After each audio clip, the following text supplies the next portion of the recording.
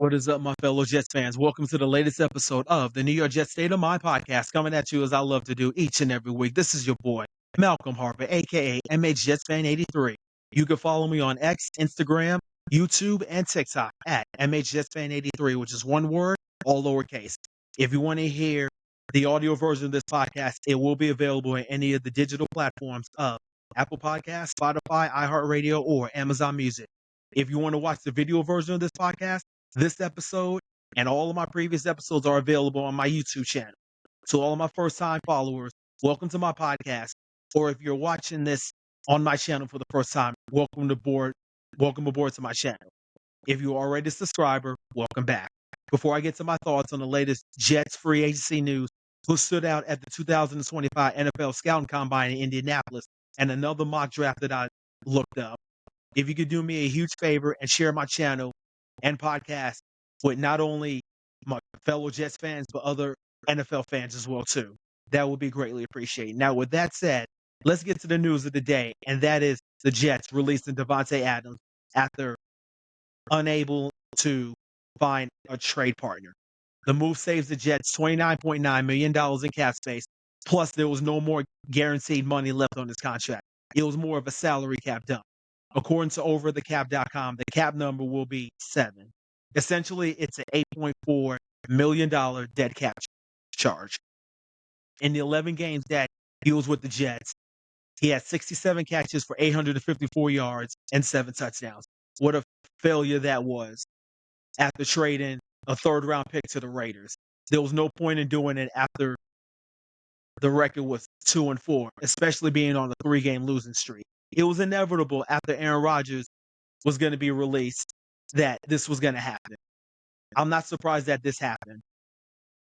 This can hopefully repair the relationship with Garrett Wilson. I've seen a tweet on X earlier today saying that nothing would make the fan base happy than extend Garrett Wilson.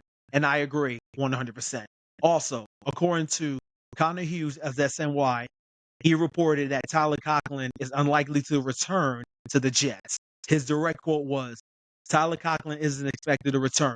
Neither is cornerback DJ Reed, who one team told me that their top-ranked cornerback entering free agency. Wide receiver and tight end are positions of needs.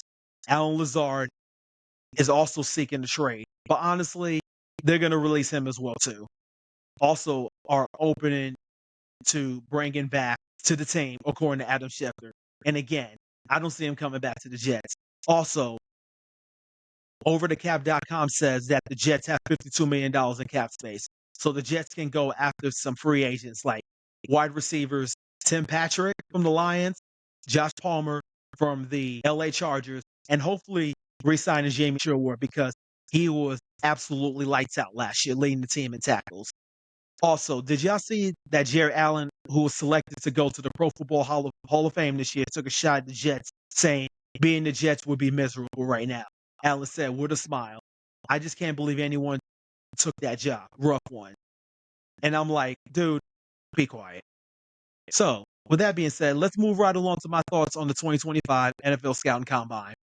I was able to see the highlights, and the players that I was impressed with were Maxwell Hardson, the cornerback from Kentucky. He ran a 4.28 40.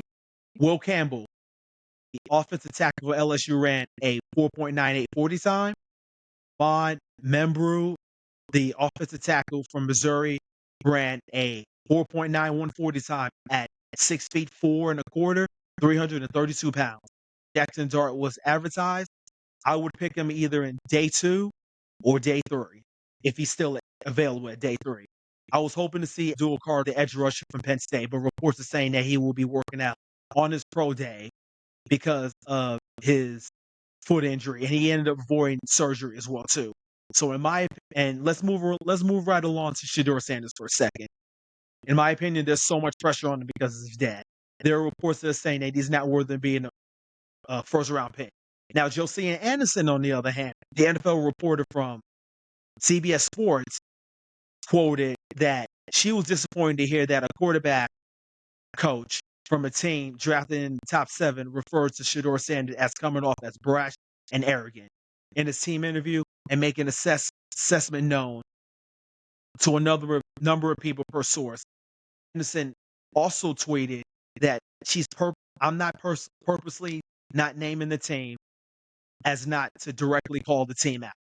I'm just sharing that this coach's personal assessment is the direct opposite from how Sanders came across to many reporters in his press conference with the media at the combine. Sanders appeared to go out of his way to acknowledge multiple media members, regardless if they were recognizable or not. He seemed cordial, polite, witty, thoughtful, along with being confident, as many athletes are. Alternately, these observations were distinctly different from how another quarterback prospect came off to some in the media last year in Indy. Now, in my opinion, the Jets have a huge decision to make if he does slip to number 7. If I had to take a guess, I think the Jets are going to pass on Shedeur Sanders because I cannot see head coach Aaron Glenn going through the headache of being asked in his press conferences about when will Sanders play if the Jets ended up losing with either Tyrod Taylor as the quarterback, Justin Fields, or Jordan Travis if he does come back from injury. So now a lot of stuff has happened since I recorded my last episode. Now the Jets are rumored to actually move up to the number 1 pick to keep Cam Ward. And let me just say this. I'm all in on this one.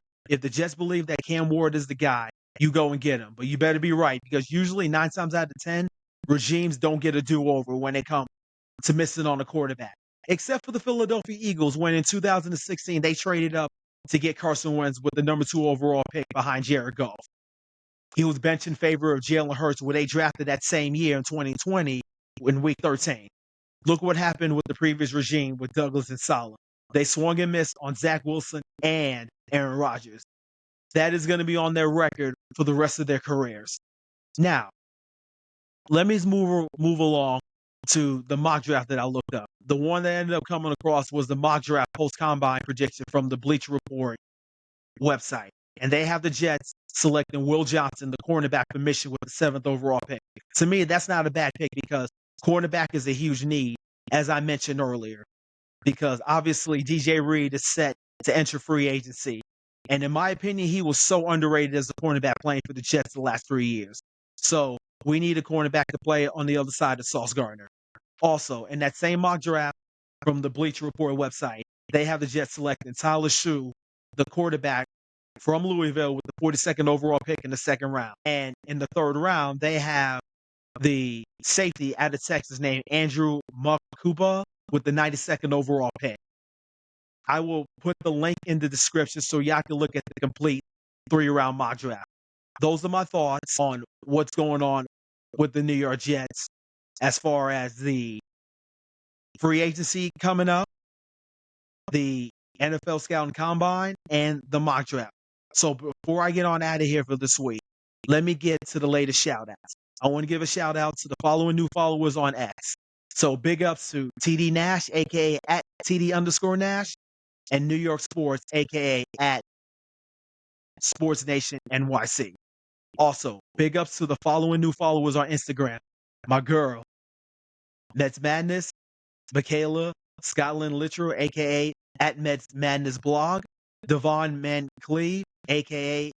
at Gangrene 23, Brandon Cromer, a.k.a. Beastang 101, and Brenda Marie Forbes, a.k.a. Brenda Marie 75. Big ups to the following new followers on TikTok: Rob Stewart 910, John a.k.a. _34, and Pat XV21. Thank you all to the following followers that just follow me on all of my social media accounts. I really appreciate it. Now, on that note, I'm signing off. Even though I'm only able to do this once a week, I mean this when I say this. I cannot thank you guys enough for following me on this podcast and on my YouTube channel. Hit me up on social media on X, Instagram, YouTube, and TikTok. Go to the search box and type in my name, MHJetsFan83, which is one word, all lowercase. For those of you watching me on my YouTube channel, hit the like and subscribe button down below so that my channel can grow. I will be posting this episode on Spotify, iHeartRadio, Apple Podcasts, and Amazon Music. I will be posting the video version of this podcast on my YouTube page as well.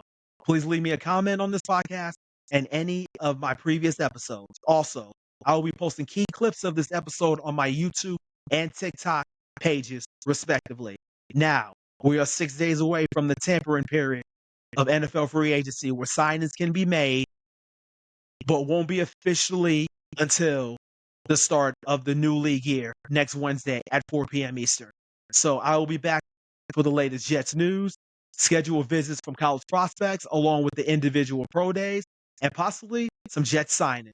So, like Aaron Glenn said in his opening press conference, put your seatbelts on and get ready for the ride. I always end my podcast with a JETS, Jets, Jets, Jets. Stay safe and take care, y'all.